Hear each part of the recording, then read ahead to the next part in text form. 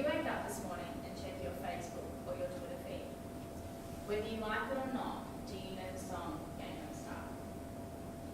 Now, the last time you had a question, did you go to an encyclopedia or a dictionary? My guess is that you went to Google or Wikipedia on your smartphone that you carry all the time. Now, you had a question and you had an answer within 5 minutes.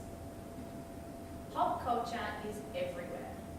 Current pop culture is Facebook, Twitter, Instagram, PlayStation, Xbox, applications, and the current news channel that you choose to watch or the music that you listen to. Now, what we are putting forward today is introducing globalized pop culture as a cross-curricular priority, but on a worldwide scale to engage students. Now, this unifies all categories of subcultures ranging from religions to indigenous roots and ethnicity. And it is in this way that we choose to link, it is in this way that we will link both mainstream cultures to the wider subcultures. So through pop culture, we intend to give students tools to keep up with ever-changing society, to engage students through pop culture now, as well as giving them the tools to be an active member in society later. We want to prepare them for the influence and the rapid change of pop culture for their adulthood, of which we cannot foresee, which requires students to have a flexible mind frame. Schools today are trying to engage a class of up to 20 students with the same content. Now, this is a losing battle because we know that students are unique.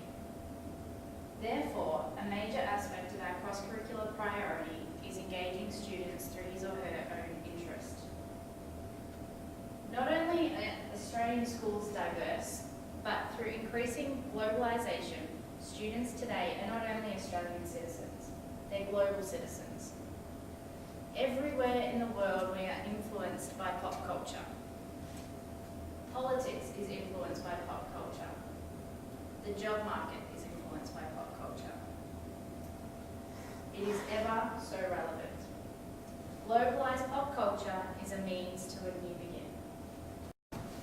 Learning has now changed dramatically because we can now improve our catering for each individual student's own learning needs. In the 21st century, learning has been revolutionised by the new expansion of and variety of technology available for not only students, but also teachers to gain knowledge about any topic. It's known in many countries now that students are known as the digital natives, while the educators are known as the digital immigrants. This can be simple, like listen to the radio at home with your parents, listening to the news.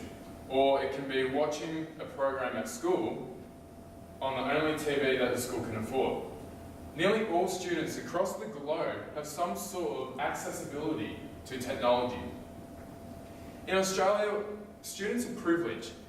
They have a greater, higher accessibility. Based on my own work experiences, that if not all students have access to a computer, a laptop, or an iPad at home. And this isn't talking about all the luxury devices as well. And these luxury devices are gaming consoles and phones and iPods and multiple televisions, multiple radios, really multiples of any of these devices. However, not all students have these choices or collection of devices at home. So all schools, if they haven't implemented it already, will have implemented it soon in the future, have those resources available on school grounds that students can use in school hours to help develop and explore and expand their learning experiences. We aim to create and integrate a cross-curricular area of globalized pop culture, and it's highly achievable because it is that accessible and it's easy for teachers to teach.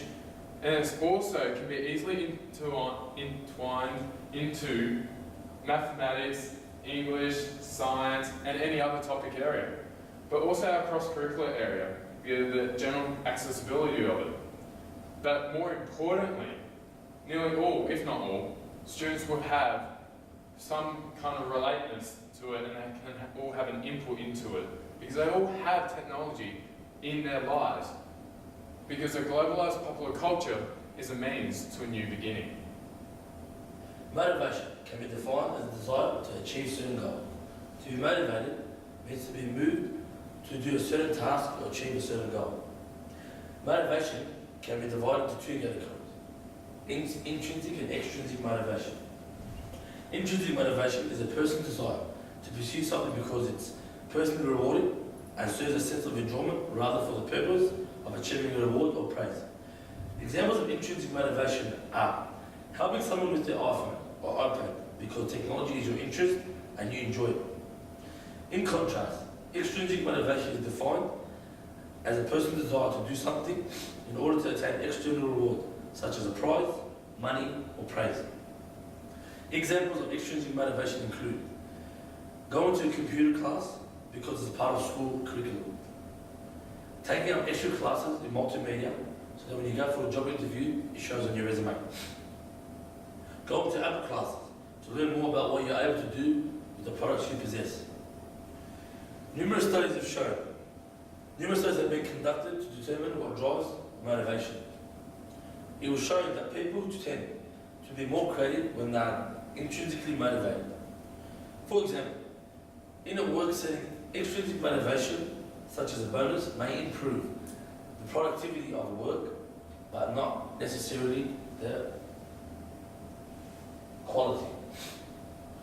In contrast, if a person is doing something they enjoy, they find rewarding, they are more likely to think about it deeply and be more creative.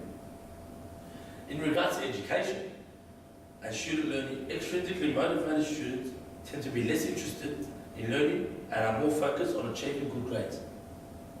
This means students are not thinking or applying their knowledge but are only concerned with the end result, which is a good grade. This means that knowledge is retained for a short amount of time, hence education is less effective. Research has also shown that giving external reward to a person who is pursuing an internal rewarding task can lead to a reduction in intrinsic motivation. A study has shown that a child rewarded for playing with a toy that he already shows interest in will result in the child displaying less interest in the toy after being externally rewarded. Other studies have shown that autonomous learning methods greatly enhance intrinsic motivation of a student in contrast to a controlled method of learning. This means that students who are overly controlled by their teachers tend to lose initiative and learn less, especially learning if learning is complex. Intrinsically motivated students are therefore more likely to participate in a task more willingly and hence improve their skills. Globalized pop culture is a means to begin. The beauty of our topic is that the research that needs to be undertaken by educators in order to implement this cross-curriculum tool is minimum and it enables the richness of learning to be enhanced. Feeling a little incompetent and out of date with what's considered to be globalized pop culture? Fear no more. We are proposing a strategy that complements change, however, within reason.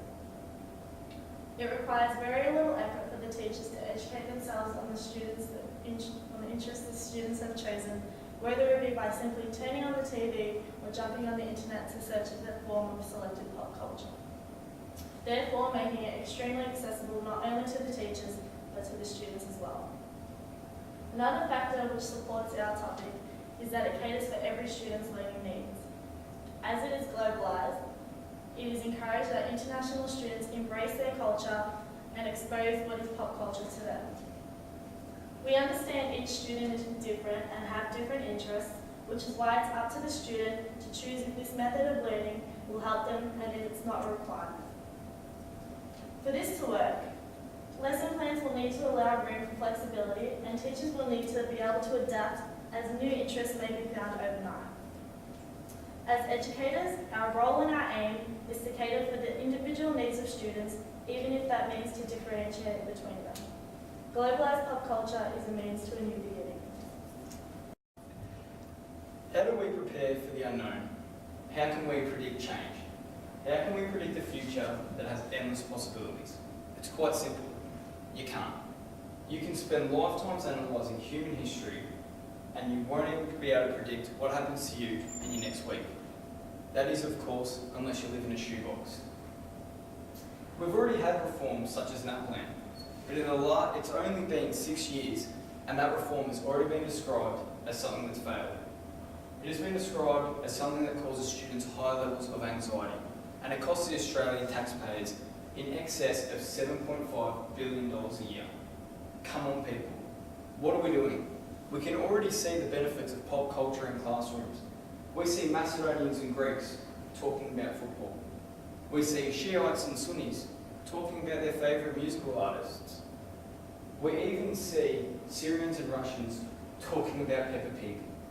Now, you might downplay these as trivial and irrelevant, but are they really?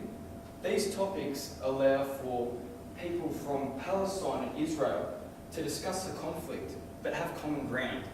It allows Russians and Syrians to talk about the conflict without resorting to anger and violence. Children are not innately racist. It's only through the schooling education system that does not address pop culture that they form these barriers. The schooling system is letting them down. Who would we be as educators in this 21st century when pop culture is so prevalent in our societies that we do not utilise these to allow for discussions between students? Who would we be as educators if we did not see pop culture as a means to a new beginning?